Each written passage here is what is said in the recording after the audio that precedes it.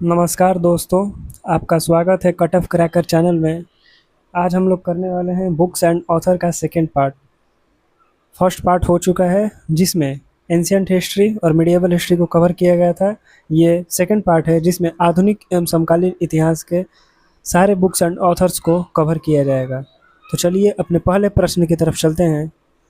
पहला प्रश्न हमारा ये है कि महात्मा गांधी की प्रसिद्ध आत्मकथा सत्य के साथ मेरी प्रयोग मूल रूप से किस भाषा में लिखी गई थी? तो मूल रूप से यह गुजराती भाषा में लिखी गई थी। 1921 ईस्वी में इस बुक को लिखा गया था। चलिए नेक्स्ट प्रश्न की तरफ चलते हैं कि भारत के किस पूर्व प्रधानमंत्री ने प्रसिद्ध पुस्तक द डिस्कवरी ऑफ इंडिया लिखी थी? तो डिस्कवरी ऑफ इंडिया जो है वो जवाहरलाल नेहरू ने लिखी थी। चलिए नेक्स्ट प्रश्न की तरफ चलते हैं कि प्रसिद्ध उपन्यास गीतांजलि के लिए 1913 में नोबेल पुरस्कार जीतने वाले रविंद्रनाथ टैगोर पहले एशियाई बने। यह मूल रूप से किस भाषा की कृति है? तो यह मुख्य रूप से बंगाली भाषा की कृति थी। चलिए नेक्स्ट प्रश्न की तरफ चलते हैं। भारत के missile man doctor APJ Abdul Kalam की प्रसिद्ध आत्मकथा का नाम क्या है? तो डॉक्टर एपीजे अब्दुल कलाम की प्रसिद्ध आत्मकथा का नाम विंग्स ऑफ फायर है। चलिए नेक्स्ट प्रश्न की तरफ चलते हैं। प्रसिद्ध ऐतिहासिक पुस्तक अनहैप्पी इंडिया के लेखक निम्नलिखित में से कौन थे? तो अनहैप्पी इंडिया के लेखक लाला लाजपत राय थे, जिन्हें पंजाब केसरी के नाम से भी जाना जाता था। चलिए नेक्स्ट प्रश्न की तरफ चलते हैं। भारत में ब्रिटिश आर्थिक शोषण का पर्दाफाश करने वाली पुस्तक poverty and un British rule in India के लेखक कौन थे? तो इसका सही आंसर होगा दादा भाई नौरोजी। इन्होंने ही poverty and un British rule in India पुस्तक के लेखक थे। चलिए नेक्स्ट प्रश्न की तरफ चलते हैं। स्वतंत्रता सेनानी सुभाष चंद्र बोस द्वारा लिखित प्रसिद्ध ऐतिहासिक पुस्तक का नाम क्या है? तो सुभाष चंद्र बोस द्वारा लिखित पुस्तक का नाम द इंडियन स्ट्रगल है। चलिए नेक्स्ट प्रश्न की तरफ चलते हैं कि मौलाना अबुल कलाम आज़ाद द्वारा लिखी गई प्रसिद्ध वैचारिक पुस्तक इंडिया विंस फ्रीडम का मुख्य विषय क्या है? तो भारत के पहले शिक्षा मंत्री कौन थे? मौलाना अबुल कलाम आज़ाद। तो इनके द्वारा पुस्तक इंडिया विंस फ्रीडम का जो मेन पॉइंट था वह इंडिया फ्रीडम स्ट्रगल यानी भारतीय स्वतंत्रता संग्राम था। चलिए नेक्स्ट प्रश्न की तरफ चलते हैं कि महान स्वतंत्रता सेनानी बाल गंगाधर तिलक द्वारा जेल में रचित प्रसिद्ध ग्रंथ गीता रहस्य किस जेल में लिखा गया था? तो किस जेल में लिखा गया था? तो मांडले जेल। इसका सही आंसर होगा मांडले जेल। मांडले जेल में गीता रहस्य नामक पुस्तक लिखा गया था बाल गंगाधर तिलक। चलिए नेक्स्ट प्रश्न की तरफ चलते हैं कि प्रसिद्ध उपन्यास ट्रेन टू पाकिस्तान के लेखक निम्नलिखित में से कौन है?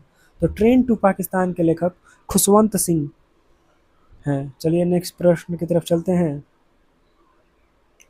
माई कंट्री माई लाइफ निम्नलिखित में से किस भारतीय राजनेता की आत्मकथा है? तो my country my life Lal Krishna Advani की आत्मकथा है। चलिए नेक्स्ट प्रश्न की तरफ चलते हैं। प्रसिद्ध पुस्तक the God of small things के लिए बुकर पुरस्कार जीतने वाली पहली भारतीय महिला कौन है? तो the God of small things के लिए अरुंधति रॉय को the God of small things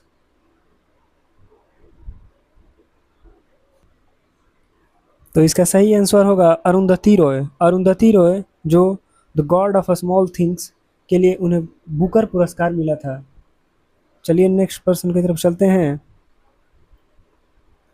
अंतर्राष्ट्रीय बुकर पुरस्कार 2022 जीतने वाले हिंदी उपन्यास रेत समाधि की लेखिका कौन है?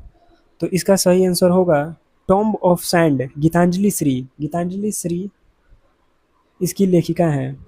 चलिए नेक्स्ट क्वेश्चन की तरफ चलते हैं कि निम्नलिखित में कौन सा प्रसिद्ध काल्पनिक शहर मालगुडी डेज की कहानियों के लेखक हैं? तो मालगुडी डेज की कहानियों के लेखक आर के नारायण है। चलिए नेक्स्ट प्रश्न की तरफ चलते हैं। भारत के प्रधानमंत्री नरेंद्र मोदी द्वारा युवा छात्रों के लिए चुना तनाव मुक्त परीक्षा देने हेतु लिखी गई पुस्तक का नाम क्या है? तो उनके द्वारा लिखी गई पुस्तक का नाम एग्जाम वॉरियर है। चलिए नेक्स्ट प्रश्न की तरफ चलते हैं। प्रसिद्ध अंग्रेजी उपन्यास अ सुटेबल बॉय के लेखक निम्नलिखित में से कौन है? तो अ सुटेबल बॉय के जो लेखक हैं वो विक्रम सेठ हैं।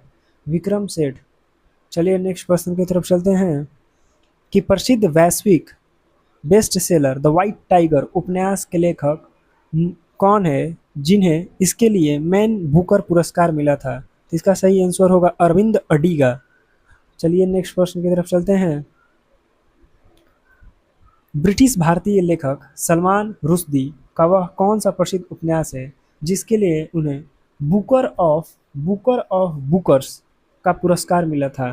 तो सलमान रुश्दी के द्वारा मिडनाइट चिल्ड्रंस जो था इनके लिए उन्हें बुकर ऑफ बुकर्स का पुरस्कार मिला था। इनका अभी रिसेंटली एक बुक लॉन्च हुआ है एट द 11th आवर इनका ही नया पुस्तक लॉन्च हुआ है, तो ये भी याद रखें। चलिए नेक्स्ट प्रश्न की तरफ चलते हैं कि प्रसिद्ध भारतीय अंग्रेजी लेखक अमिताभ घोष का कौन सा उपन्यास अफीम युद्ध ओपियम वार्स की पृष्ठभूमि पर आधारित ईबिस ट्रिलॉजी का हिस्सा है? तो इसका सही आंसर होगा द सी ऑफ पॉपीज। इसका सही आंसर होगा सी ऑफ पॉपीज। ठीक, चलिए नेक्स्ट प्रश्न की तरफ चलते हैं। प्रसिद्ध राजनीतिज्ञ शशि थरूर द्वारा लिखित पुस्तक एन एरा ऑफ डार्कनेस किस औपनिवेशिक काल पर आधारित है? एन एरा ऑफ डार्कनेस जो है वो British Empire in India, British साम्राज्य काल पर आधारित वो पुस्तक है। An era of darkness. Shashi Tharoor कांग्रेसी लीडर हैं एक। चलिए नेक्स्ट प्रश्न की तरफ चलते हैं। प्रसिद्ध उपन्यास फ्रीडम एट मिडनाइट के लेखक निम्नलिखित में से कौन है? तो फ्रीडम एट मिडनाइट के लेखक हैं लैरी कॉलिंस और डोमिनिक लापिएरे। लैरी कॉलिंस और डोमिनिकी लैपिएरे फ्रीडम एट मिडनाइट के लेखक हैं। चलिए नेक्स्ट प्रश्न की तरफ चलते हैं कि प्रसिद्ध हिंदी साहित्यकार फणीश्वर नाथ रेणु द्वारा रचित आंचलिक उपन्यास मैला आंचल की पृष्ठभूमि बिहार का कौन सा जिला है? तो बिहार के पूर्णिया जिला का वर्णन किया गया है मैला आंचल में। चलिए नेक्स्ट प्रश्न की तरफ चलते हैं कि क्रिकेट इतिहास के महान बल्लेबाज सचिन तेंदुलकर की आधिकारिक आत्मकथा का नाम क्या है? तो इनका होगा प्लेइंग इट माई वे सचिन तेंदुलकर द्वारा लिखा गया है प्लेइंग इट माई वे। चलिए नेक्स्ट प्रश्न की तरफ चलते हैं कि नोबेल पुरस्कार विजेता अर्थशास्त्री अमर्त्य सेन द्वारा लिखित किस पुस्तक में भारतीय विचार और विमर्श और तर्क की परंपरा का वर्णन है? तो द आर्गुमेंटेटिव इंडियन आंसर होगा। चलिए नेक्स्ट प्रश्न की तरफ चलते हैं और ये हमारा लास्ट प्रश्न है कि प्रसिद्ध समकालीन अंग्रेजी उपन्यास द पैलेस ऑफ इल्यूजन्स के लेखिका कौन है जो महाभारत को द्रौपदी के नज़रिए से प्रस्तुत करती हैं? तो इसका सही आंसर होगा चित्रा बनर्जी दिवाकरुणी। चलिए बस इतना ही। Thank you, that's all.